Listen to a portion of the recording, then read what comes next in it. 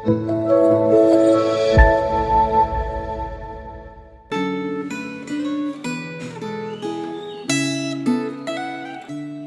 saudara terkasih dalam kasih Kristus. Tema dalam refleksi Gema hari ini adalah memiliki hati untuk memberi. Kita akan melihatnya dalam Keluaran pasal yang ke-35. Tapi sebelumnya kita akan berdoa terlebih dahulu.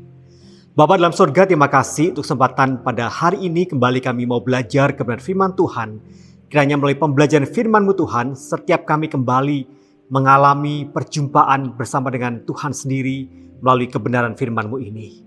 Berbicara pada kami Tuhan, kami siap mendengarkannya. Di dalam nama Tuhan Yesus Kristus kami berdoa dan bersyukur. Amin. Saudara, kita akan melihat Keluaran pasal ke-35 dan kita akan melihat ayat yang ke-20 hingga ayat yang ke-22. Saya akan membacakan bagi setiap kita demikian firman Tuhan. Lalu pergilah segenap jemaah Israel dari depan Musa. Sesudah itu datanglah setiap orang yang tergerak hatinya, setiap orang yang terdorong jiwanya, membawa persembahan khusus kepada Tuhan untuk pekerjaan melengkapi kemah pertemuan dan untuk segala ibadah di dalamnya dan untuk pakaian kudus itu.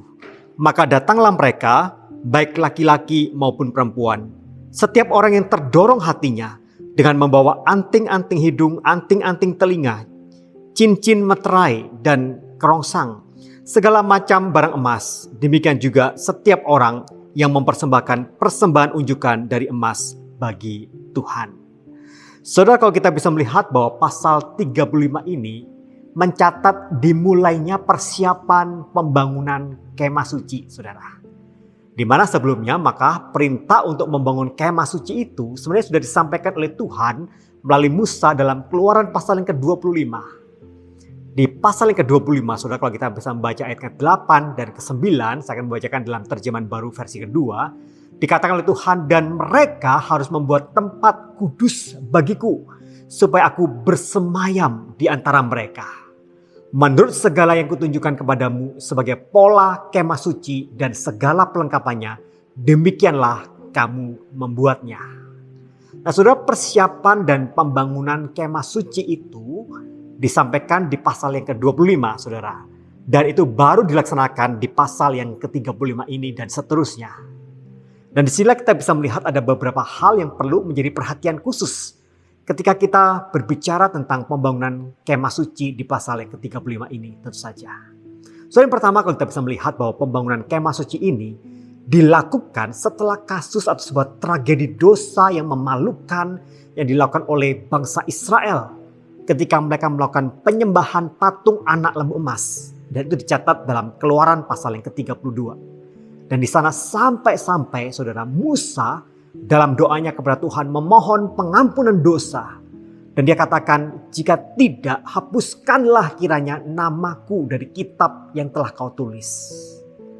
Saudara, dosa besar dari bangsa Israel itu bisa saja membuat Tuhan kemudian mengurungkan niatnya untuk membangun kemah suci.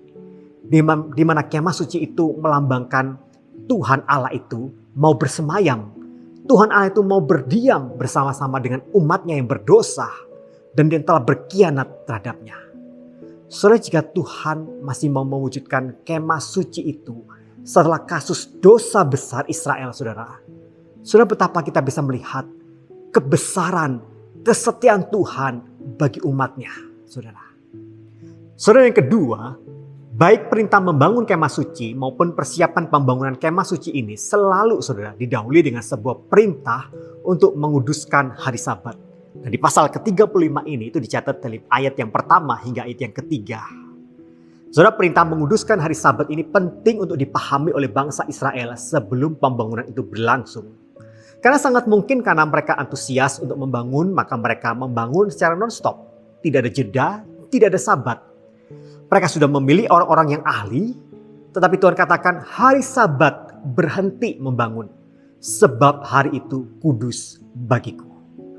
Mereka perlu beristirahat, mereka juga perlu datang khusus menyembah dan menikmati kehadiran Tuhan.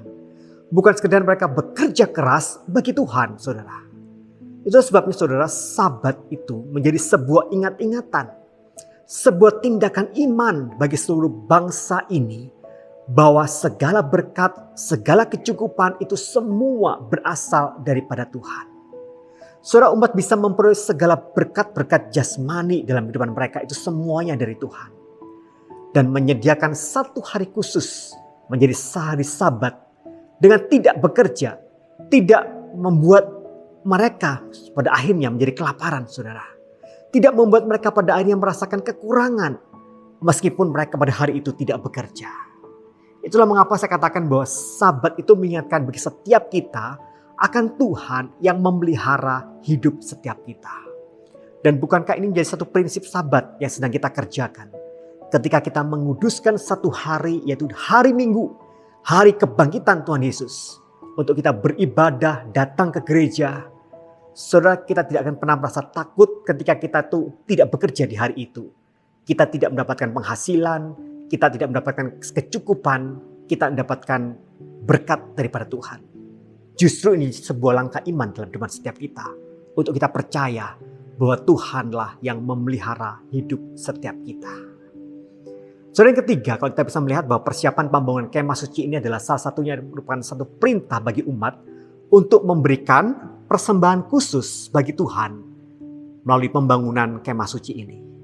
Saudara, Tuhan ingin bahwa seluruh bahan-bahan kemah suci ini itu berasal dari umat sendiri yang memiliki hati yang digerakkan untuk memberi. Dan kegerakan hati ini tentunya selaras dengan sikap hati yang bersyukur karena telah mengalami kasih dan pengampunan Tuhan yang luar biasa dalam hidup mereka. Saudara, bagaimana mungkin ketika kita telah menerima segala berkat rohani dan segala berkat-berkat jasmani itu, kita masih tidak tergerak untuk mendukung pekerjaan Tuhan. Itulah sebabnya saudara, setiap orang percaya yang hatinya telah diperbaharui, orang percaya yang sungguh-sungguh telah mengalami kasih dan pengampunan Tuhan, hatinya pasti melimpah dengan segala ungkapan syukur. Hati yang selalu rela untuk memberi bagi Tuhan, saudara. Dan pada akhirnya, bila kita dengan mata rohani kita bisa tetap melihat kemurahan Tuhan yang melimpah atas hidup setiap kita. Kita bisa melihat pengampunannya, kita bisa melihat berkatnya, kita bisa melihat berkat rohani, berkat jasmani, bahkan penyertaan Tuhan yang tidak pernah gagal atas hidup setiap kita. Sehingga kita kemudian dimampukan untuk menjalani kehidupan yang kudus bagi Dia. Saudara, mari sama-sama kita bersatu hati, kita masuk di dalam doa. Bapa dalam surga, terima kasih untuk kebenaran firman-Mu Tuhan, yang selalu mengingatkan bagi setiap kami betapa kami memiliki Allah yang luar biasa. Allah yang memelihara hidup setiap kami. Allah yang setia kepada janjinya. Allah yang tidak melihat siapa diri kami. Meskipun dalam keberdosaan kami, Engkau tetap menyatakan kasih, pimpinan, dan pemeliharaan-Mu atas hidup setiap kami. Terima kasih Tuhan, terima kasih. Terpuji nama-Mu demi Kristus, Tuhan yang hidup.